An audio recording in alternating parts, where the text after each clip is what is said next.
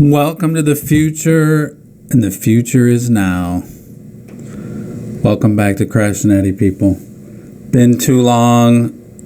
Sorry for the delays. We got a lot going on. Today we are going to talk about a couple different things and get a little update. We're at record highs, of course, and just a ton going on. So let's go get Crash.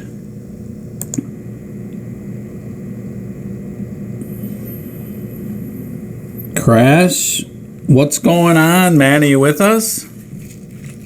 Hey, Edy, is that you? Yes, it is. Man, I haven't talked to you in quite a while. It's been a real ride since I talked to you last. Yeah, we haven't missed much, right? No, really. We missed a very a period of consolidation is what I want to say. Right. And now it seems like things are taking off in a very positive way. We have a all-time high with Bitcoin today, which is so exciting. I saw it up to 66,600 and something. And the all-time market cap as well. It nearly hit 2.7 billion. Woo-hoo! I know. Yeah, 2.624 right now. Yeah, I'm just waiting for these ETFs to kick in that got approved. The estimates are that's going to add another $10 billion to the crypto market. So 2.7 billion is going to be, just, we're never going to see that again. Yeah, you talking trillion? You're talking trillion, not billion. Yeah, okay. I'm getting my trillions and billions mixed up, I guess. Yeah. You do 2.7 now and again. I know. You know what? I grew up in public schools, and, they just didn't teach the billions and trillions. We never dealt with trillions at all, did we? No. Only when you're talking about the federal deficit and stuff like that. Yeah, right. And now it's quadrillions. So, but yeah, so interesting. I've been kind of keeping an eye on the Bitcoin dominance, which is 47.2 right now. Which it's very high. It's not that bad, really. So I like that. Well, there's a lot of other cryptocurrencies that have so much utility and have value and are gaining investors. So people aren't just investing in Bitcoin when they think about cryptocurrency. There's a lot of money flowing into Cardano and Polkadot in particular. They're the ones that have not had any. I don't think they've had any negative months on inflows in the last year. In the last 6 months probably. The inflows have been positive for both Cardano and Polkadot, which tells you that the institutional investors are moving into that space, which is awesome. It's just broadening the whole cryptocurrency market. Right. Yeah. You got an XRP sitting there just like a piece of crap, right? It's just garbage. It's at $1.14 now while everything's starting to fly. So, but we'll get ours. Yeah. We'll get ours. I want to go. So, with today's show, we have a kind of an interesting DeFi video. Did you ever hear of Bankless, Crash? Yeah. Yes. Yeah, so it's one of theirs. They've kind of come on a little bit lately. The only thing I don't like about those dudes, they're good.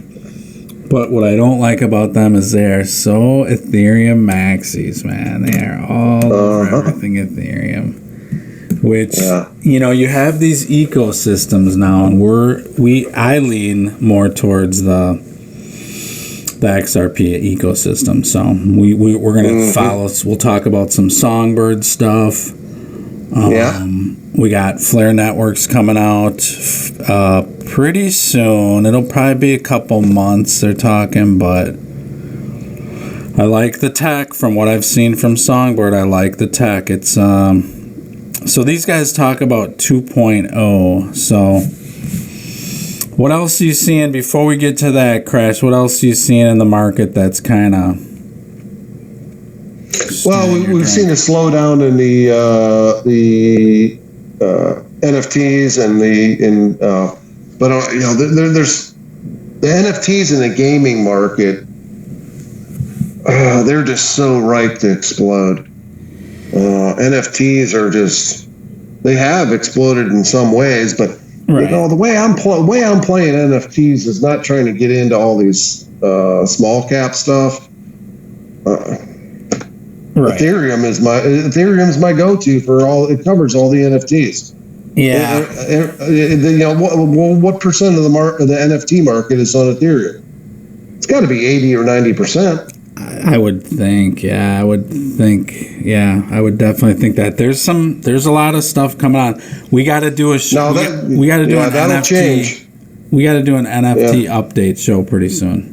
That'll change in time, but. Right now, 75, 85, 90% of NFTs are all being produced on the Ethereum blockchain. So I'm comfortable with all that. I just, my thing, I continue to question the Ethereum tech. I know 2.0 is coming, so we'll see what that does. But as of right now, I had a friend that tried to move an asset Ethereum on the Ethereum chain. It took the price wasn't crazy, but the time it took literally 2 days. So it's unacceptable tech right now. I get it, and I think part of it's just everything is on Ethereum and it cannot handle the volume. So as competition comes up, like with everything, it's going to be great for the market. Yeah, I agree. There's things are very fluid across I can't believe the adoption of news coverage in the mainstream media for crypto. Yes. I think it was last Sunday. I was at a volleyball game and I'm sitting there and I pull up. I read all my favorite crypto news sites, and then I go to CNBC, and 3 of the 6 top stories on CNBC are the top crypto stories that I just read. Right. Never saw that in my life. That's amazing. Yeah. I was shocked. I mean, they're clearly the people in power with the Wall Street clearly are giving the thumbs up to go ahead and start talking about crypto because they have their ducks in a row and they're ready to profit from it. Yeah. Yep. They flipped the switch on it. So now it's about. The masses just need it so easy, and it's not there yet, really. Just the ease of use for mainstream, it's not quite there. So, and it's not all just the problems with crypto, but it's the problems with two-factor authentication. It's problems with getting logged in and learning about how to get yield on your cryptocurrencies. It's all these other avenues of using your crypto that causes people to get bogged down. I help a lot of people enter the crypto market, and I can't tell you, maybe 5% of the people I help enter don't have a lot of trouble with getting accounts open, with getting bank accounts connected to their accounts. And it's it's become more and more difficult to move fiat currency into cryptocurrency.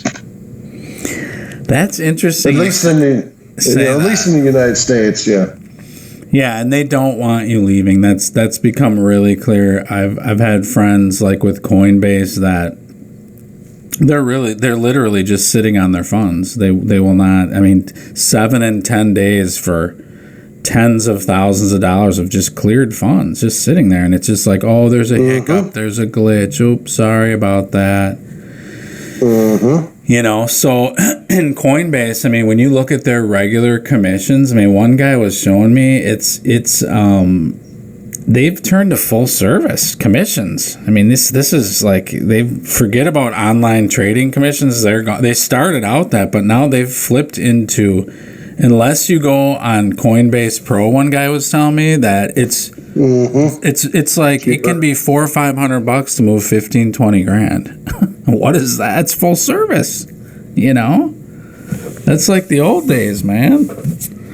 So they've become, and this. My dad. You there? You there? Yeah, I'm here. Yeah. Do you have your dad dial in or something? No, man. I think that was the Federal Reserve trying to tell us to calm down. We got Powell on the line. Oh, let's not go there now. Let's not do that. Anyways, that was our warning. Yes, exactly. So, yes, we love them, and they're trying to help us, and they're doing a good job of it, of keeping us safe and protecting us from hurting ourselves. That's the key. Yes, I'm in all favor of everything that they're doing. Yeah. So as we get into DeFi, Crash, we're going to have to break this down. It gets incredibly complicated. So as usual, you guys have to do your own research and make your own decisions. We never give financial advice. This is not financial advice. It's for entertainment purposes only. So hit the like and subscribe, by the way, too. And so let's listen to this DeFi clip, and then we'll talk about that a little bit and see what you think. You good with that? Okay. Hold on here. You need to lead up to what they're talking about. I have no idea. Are they talking about Ethereum? No. So these guys are talking about what they call DeFi 2.0, and it's talking. They really get into how, and we've always heard, like in the XRP community, they've been touting this for a long time, that the value is in the protocol. All these different protocols, whether it's Ethereum or Bitcoin or XRP or whatever they are, it's these protocols that run everything. These groups of algorithms and programs, that is where the value is. It's not in some hype token or whatever, even community. So, because community kind of follows protocol. But anyways, they're talking about DeFi going from the old DeFi system to this new DeFi system, and how assets are really owned by the protocol. So it's complicated. Just try and learn. Okay. Owned by the protocol, huh? Yeah. So you're paying it today, and the system works today, but tomorrow you have to keep paying it, or else the liquidity goes away and the protocol doesn't work anymore. So in those scenarios, I think that it makes a lot more sense where this protocol that's already spending a lot on liquidity would just buy that liquidity. They need it for the protocol to function. So without it, this is this crucial piece. And so by purchasing that liquidity, you pay a higher upfront cost, but that is now accrued to the protocol, owned by the protocol, and will exist and provide value to the protocol in the future, like in perpetuity. So you turn this like high burn perpetual cost into a one-time cost that then provides value in perpetuity, and facilitates the protocol, and also can accrue fee value where once you were paying, now you are being paid.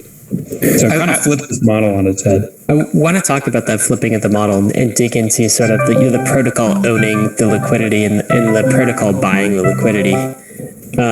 But before we do, maybe just give us a quick history lesson, David, and maybe you chime in here too in case I'm missing something. But in the beginning there was DeFi, and we had some liquidity, right? But we had no liquidity incentives, right? So we had like a MakerDAO, we had Uniswap. These things didn't have tokens, and then last year. Man, it seems like 5 years ago, but it was really just like a little over 12 months ago. Not too much longer. May 2020 or so.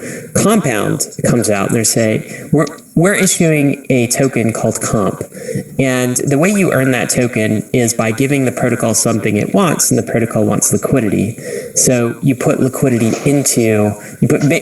when we say value, when we say liquidity, we just mean like value, like collateral. You push money into the protocol. And in exchange for doing that, we'll give you an allocation of Comp tokens. And this kicked off DeFi summer 2020, which was very much a yield farm type summer, right?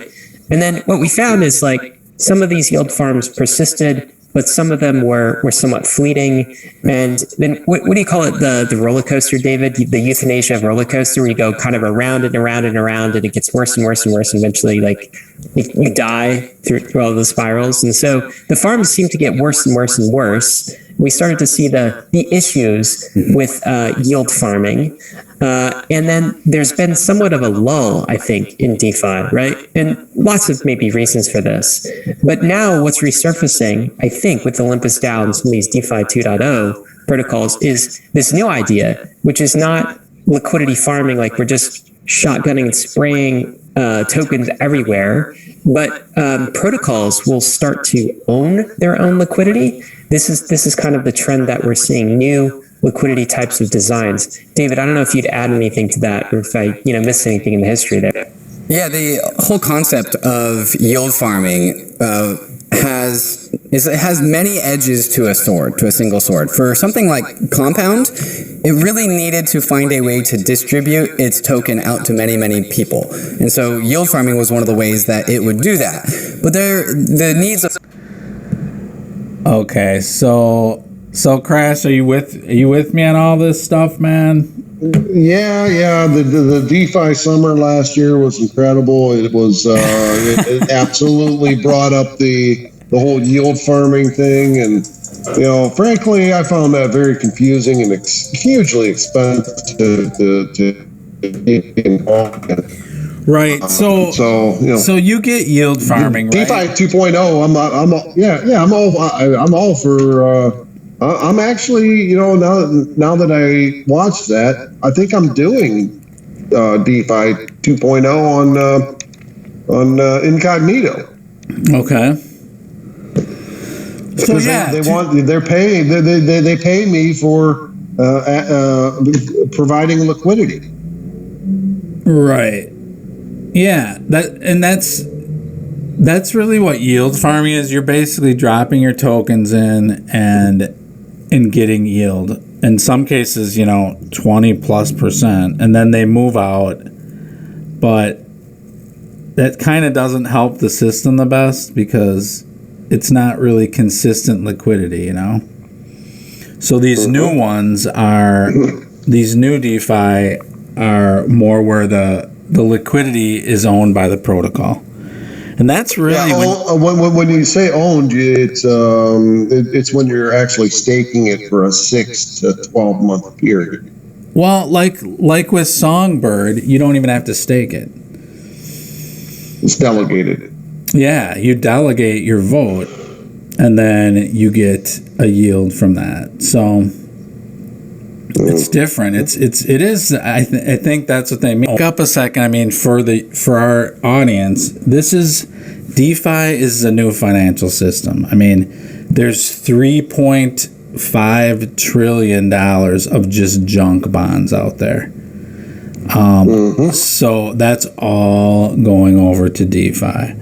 All this stuff is being tokenized over to the new financial system, and that is what you're seeing. It would do you well to learn this, do your own research and learn this, because there's going to be a lot of benefits to doing it. But it's decentralized, it's trustless, and there's also a lot of scams out there, I think, too. So you want to make sure you're in the right ecosystem and in the right in the right setup. But let's just listen a little bit longer here. Hold on. And Alchemix is a great example where Alchemix doesn't necessarily need to distribute out its token as much as Compound does. It needs liquidity for liquidity's sake, whereas Compound really was a distribution mechanism. And a distribution mechanism when it comes to yield farm is like another way to say that is like just, allowing people to sell it, right? A great, like one of the main features that Bitcoiners talk about Bitcoin mining is that because Bitcoin mining is intensive, it forces miners to sell their tokens and allows for an equitable distribution. So that's nice if that's what you want. Not all protocols want that. Some protocols just need liquidity, and they want people who believe in their protocol to buy their token, not farm it. And so when you were talking about that euthanasia roller coaster of just farms, forking farms, a lot of them ultimately died because of what I like to call liquidity locus, in that people with a bunch of capital see a bunch of high APY yield farms, they come in and then they farm that thing to death, and they aren't farming that system because they believe in it, they are farming it because of the high APYs, and so they consistently sell that token because they're taking the risk of being the liquidity provider, and then they're receiving the tokens as rewards. Zeus here calls that like renting liquidity, because protocols are issuing a certain amount of their token per time in order to incentivize liquidity to come. And so as soon as you stop incentivizing that liquidity to come, the liquidity goes away. And so we are renting liquidity in like DeFi 1.0 with liquidity mining, but it's not actually rewarding believers. It's not actually rewarding people who want to own that token because they are just farming the thing to death. And so this concept of protocol owned liquidity is going from like a liquidity renting model to a liquidity owning model. It's the difference between like renting your house for the rest of your life or just having a one-time upfront cost of purchasing your house, and then you don't have to rent it anymore. And in fact, you can actually rent it out. So it flips its model. That's why Zeus here says it flips the model on its head.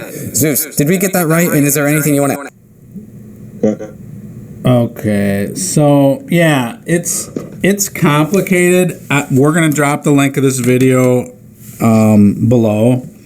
These guys are pretty good. They have some good guests and stuff. So definitely, I would listen to this video. I'm gonna say twice, people.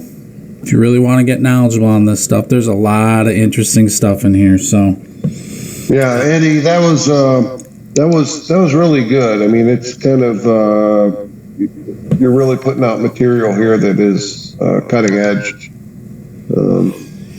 Well, these guys are, anyways. These guys. I know, but you recognized it and you put it on our show here, so kudos to you. Well, I mean, we've talked about it. I mean, DeFi is the new financial system, and it's for real, man. I mean, it's not going away.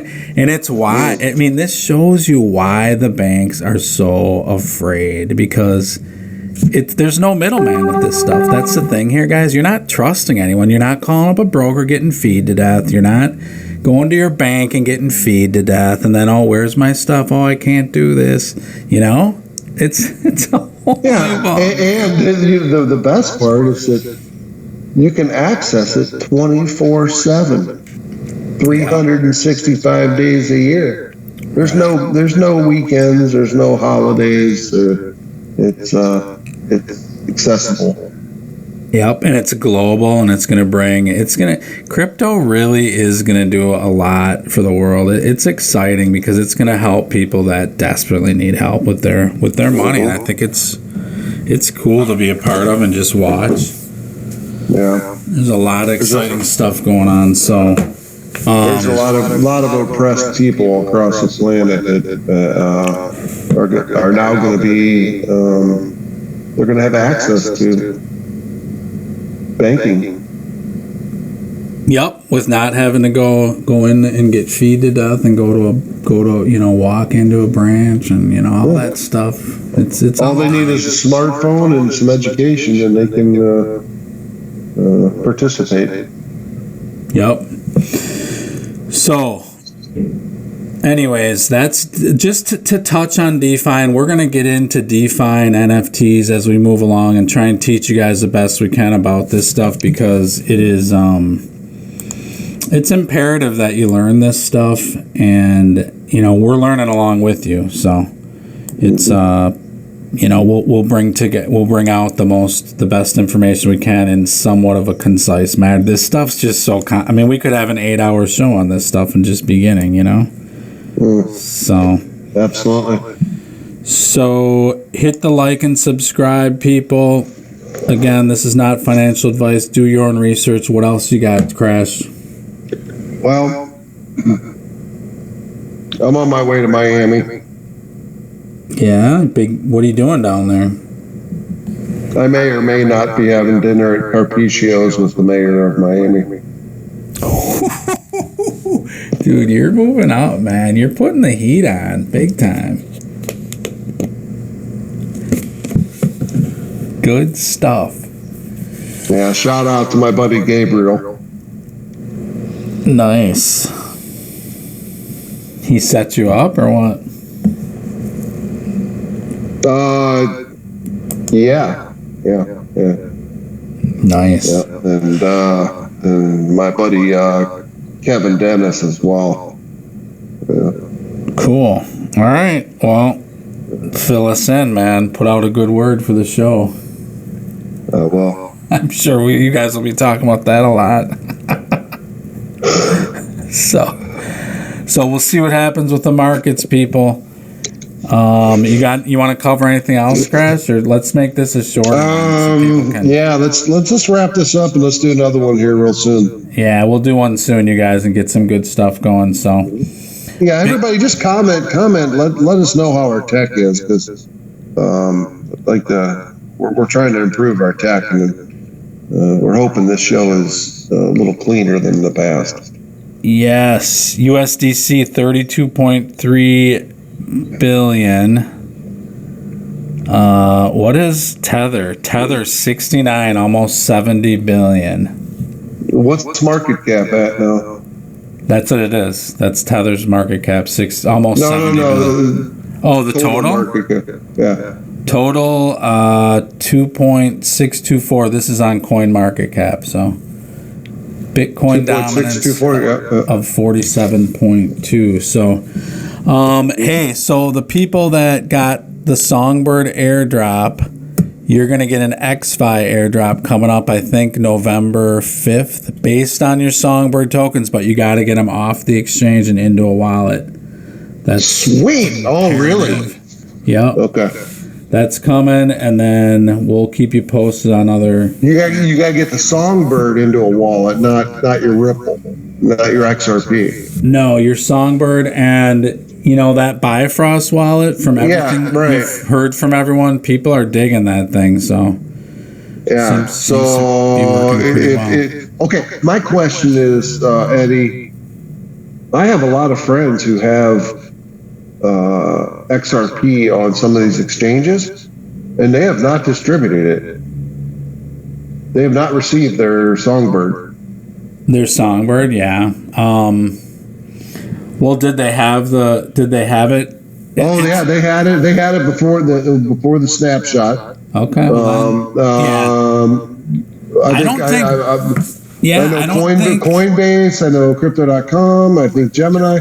I don't think any of them have dropped. They all received it because they have custody over that Ripple that was on there for the snapshot, but they have not distributed the Songbird to the customers, and I'm just distraught about that. People are livid, man. These exchanges, and this is a good example. Everyone in crypto always says, "Not your keys, not your crypto. Keep the stuff off the exchanges," and this is a great example because they're not. Yes, it is. They're not distributing it. What's interesting is Bitrue, who is trading it, has not distributed it yet. That's my understanding. So that is really telling. And there's some tech stuff involved with those distributions, but meanwhile, they're getting delegations every week on that. And it's valuable. I mean, that's not interesting stuff with Songbird. I mean, that's why they're doing it. Yeah, but I mean, people don't think. I mean, the markets have really changed. There's never been an airdrop that has come out that high. They're always fractions, Yeah. This thing's just sitting at 40 cents even now. So yeah, it's solid.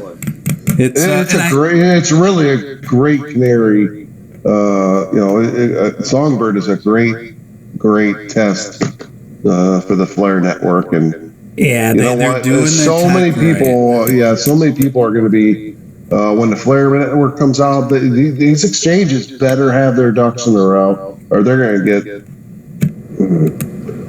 Yeah, there's going to be class action lawsuits against them.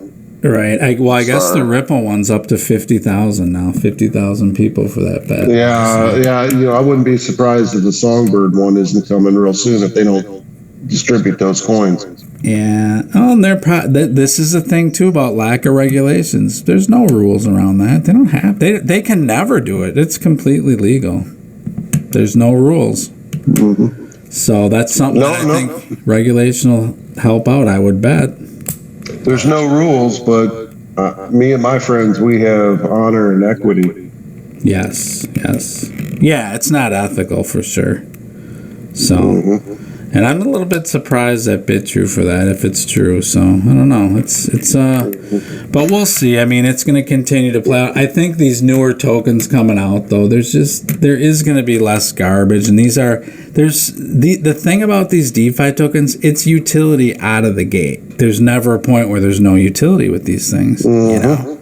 So it's going to be interesting to watch. Anyways, all right, people, do the right thing, and we'll talk to you soon. Yeah, live in the present and enjoy your day. Crash. Why didn't you take me with you, man? That's just wrong. I brought it up to you. I threw it out there. I can't force you to